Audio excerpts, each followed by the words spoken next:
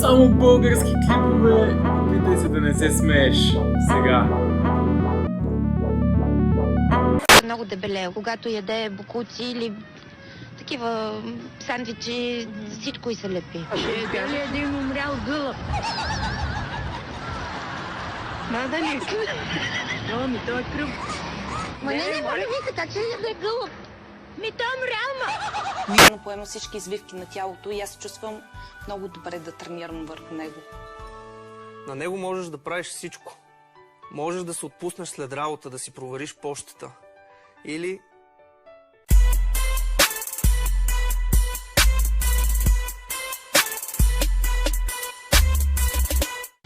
Във Варна при значително по-умерен тон продължи 42-то заседание на Общинския съвет.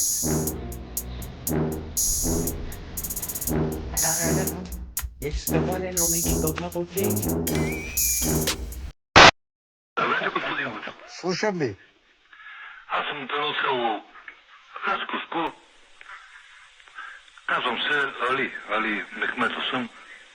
Всяка вечер, всяка събота, ние сме 8-9 души пенсионери. Слушаме вашето предаване, което направо за нас е разкошно.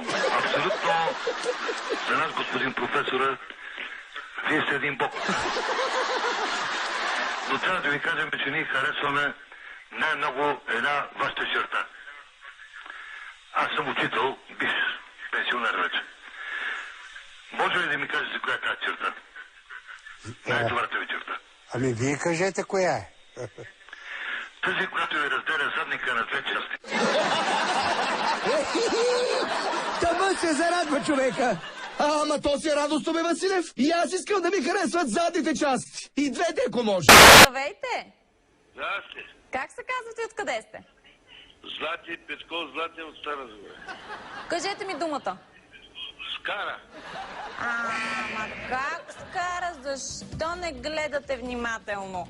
Злати Златев не внимава много в играта. И за да няма подобни обърквания, водещата натъртва каква е грешката. Да ви напомня, че нашата думичка завършва на К. Не на Р. Здравейте! Здрасти. Това здрасти ми звучи познато. Здрасти. Как се казвате? Злати Петков, Злати. Пак сте вие? Пак, човекът е упорит. Кажете ми думата. Скара. Скара. Господине! Варненецът Йосиф Иванов прави остър завой, като тръгва с мръсна газ, но установява, че не е преценил разстоянието. Разбира, че не може да завие и опитва да спре автомобила, но без успех. Колата излиза от пътя и забива предницата си в съседния път. За щастие, по това време в района, обикновено пълен с ученици, е пусто. Самият шофьор Йосиф Иванов не е пострадал. Просто излязах от пътя. Излязахте и изпуснахте колата, управлението, така ли? Да. Но иначе нищо ви няма. Не. И сега какво? Чакате? Чакам да дадат становището на полицаите. А от гражданска защита някой извикахте ли да ви измъкне колата или няма да се наложи?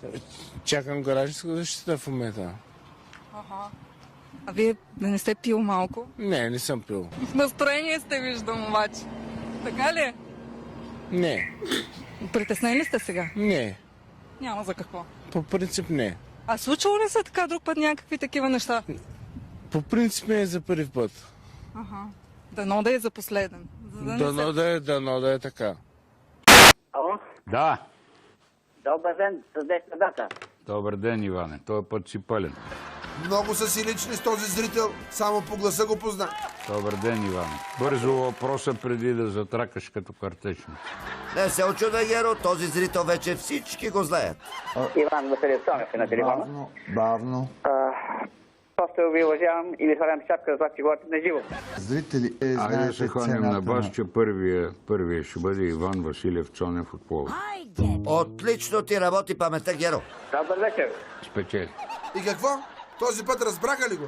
Сега Коритаров ще ти отговори. Този наш зрител Иван от Пловдив има една особеност. Започва да говори, като каже ало, всичко разбирам. След това започвам просто да се губя из дебрите на скороговорката му. Като каже ало, и аз му разбирам, ама после реагирам като Божидар Димитров. Може би сте прав, като казвате, че доста хора те са изказали някакво шегладко от нас. Той горкия не спира да се изненадва. Двамата с Коритаров никога няма да могат да разшифроват изказа на Цонев. Изглежда все едно ги е накарал да направят Диофантов анализ на линейно уравнение. Сигурно му доставя огромно удоволствие да ги мъчи. Не, Геро, оказва се, че е точно обратното. Разровихме се в архива и открихме участие на Иван Цонев при Венета, където разкрива какво мисли за предаванията, в които се включва. Аз от, може би, няколко години постоянно се обаждам най-вече на телевизионни медии, като вас, на живо.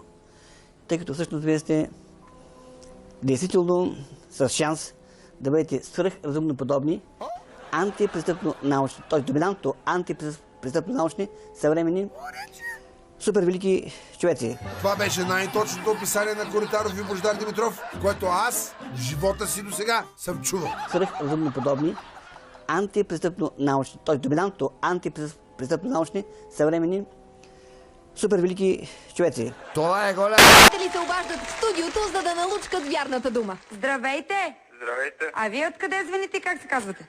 Иван от София. Иване, какво работите? Механик. Механик, добре. Шеги и закачки с зрителите. Минава времето на Лина. Механик. Механик, добре. Кажете сега, кой е отговора? Голям педал.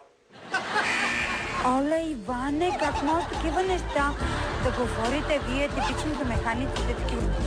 Ами да, типично. Видиш ли механик, чакай от него някаква глупост. Кой е отговора? Голям педал.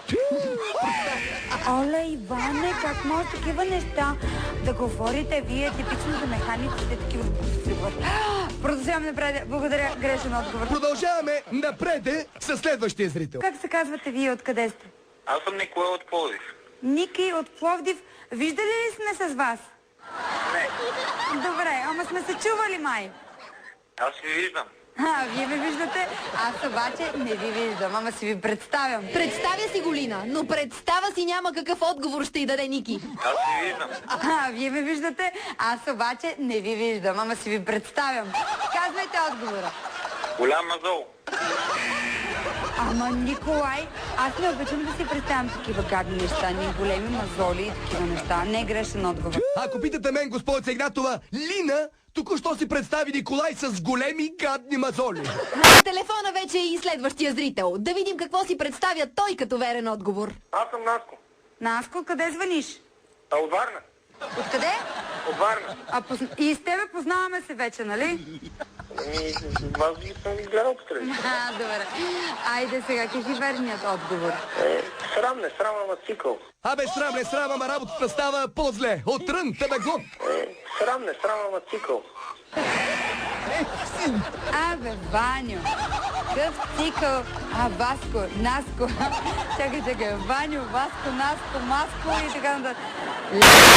Не, това брутално, хора. Благодаря, че гледахте. Може да се абонирате за моят канал. И до нови срещи.